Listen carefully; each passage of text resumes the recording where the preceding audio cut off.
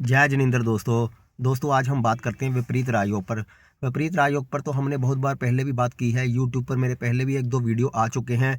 हमने फेसबुक पर भी निरंतर यहाँ पर हम चर्चा करते रहते हैं, लोगों से भी पूछते रहते हैं, हम लोगों को बताते रहते हैं कि किस प्रकार से सही व्याख्या क्या होनी चाहिए। वो हमने हमेशा बताने की कोशिश की है, शास्त्रीय आधार पर भी और प्रैक्टिकल आधार पर भी, दोनों चीज़ों को हमने क्लियर करने की कोशिश की है। आज हम एक स्पेसिफिक लगन की बात करेंगे।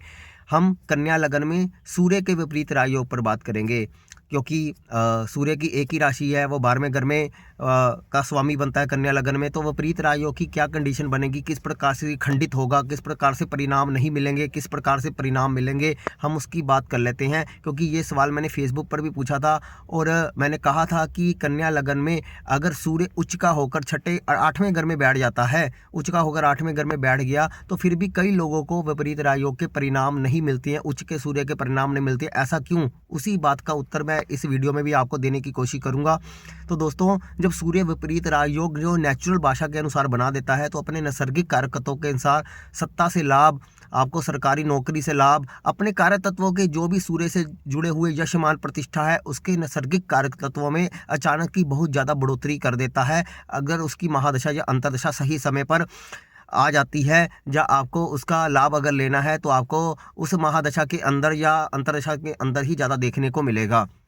तो कई लोगों को सरकारी कार्य करवाने होते हैं, उसमें भी सूर्य की ये अंतर्दशा कन्या लगन में बेहतरीन रिजल्ट दे सकती है अगर विपरीत राजयोग बन जाए तो।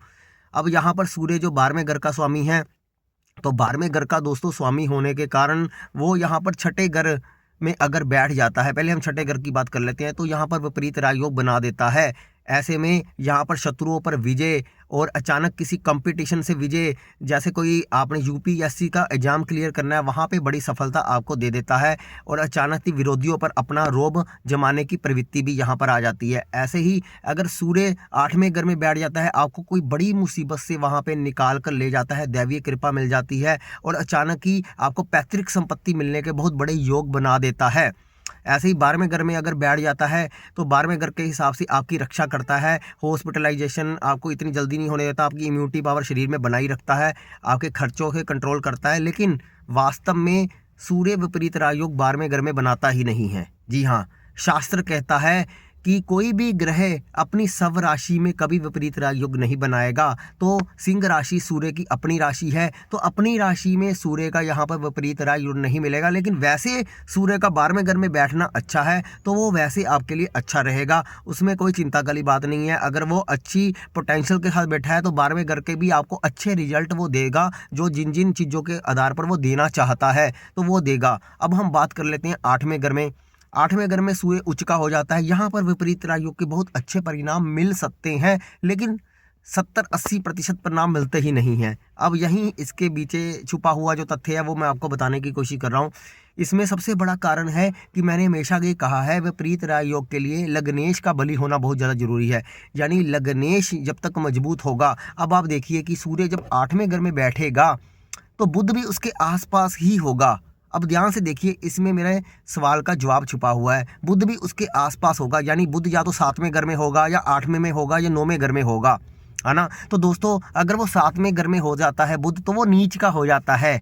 8वें घर में बुध 6, 8, 12 में जाता है, तो भी विपरीत राजयोग कैंसिल हो जाता है। यानी अगर बुध नीच का हो जाता है, तो विपरीत राजयोग का परिणाम नहीं मिलेगा। बुध अष्टम में बैठ जाता है, तो विपरीत राजयोग का परिणाम नहीं मिलेगा। इसका मतलब है कि बुध को 9th हाउस में जाना पड़ेगा।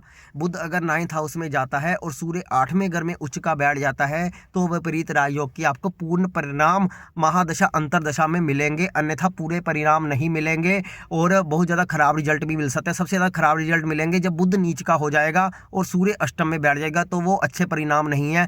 हाँ, जब बुध 8वें घर में बैठ जाएगा, वैसे तो व्याख्या के अनुसार वो बनेगा नहीं, लेकिन फिर भी कुछ ना कुछ रिजल्ट आपको दे सकता है, लेकिन बहुत ज़्यादा रिजल्ट बहुत ज़्यादा आपके लिए फेवरेबल नहीं हो सकता। ऐसे ही जब सूर्य छठे घर में बैठ जाता है, तो ये बहुत अच्छा योग बन जाता है, ये बहुत बड़ा विपरीत राजयोग ये भी बनता है। लेकिन वही शर्त है कि बुध खुद छठे में नहीं होना चाहिए, बुध सप्तम में नहीं होना चाहिए, यानी बुध को 5वें घर में बैठना चाहिए, तभी ये विपरीत राजयोग बनेगा। ज़्यादा दूर बुध रह नहीं सकता, तो उसकी डिग्री के हिसाब से आपको घर वो तय कर लेने हैं। तो यानी बुध के ऊपर निर्भर करता है सूर्य का विपरीत राजयोग।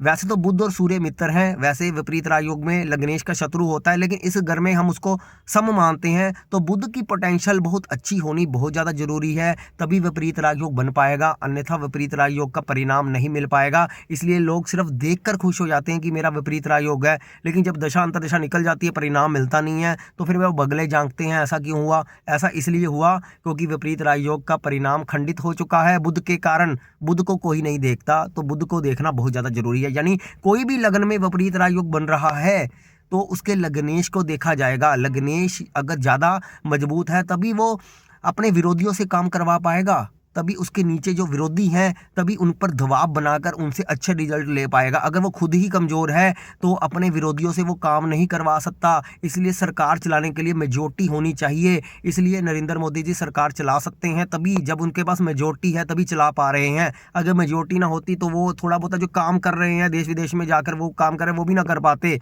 तो लग्नेश मजबूत होना चाहिए, तभी आपको रिजल्ट सामने से दिखेंगे, अन्यथा आपको रिजल्ट कोई खास दिखने वाले नहीं है। ये है विपरीत राजयोग पर हमारा वीडियो। कन्या लगन में सूर्य की स्थिति मैंने यहाँ पर आपको बताई है।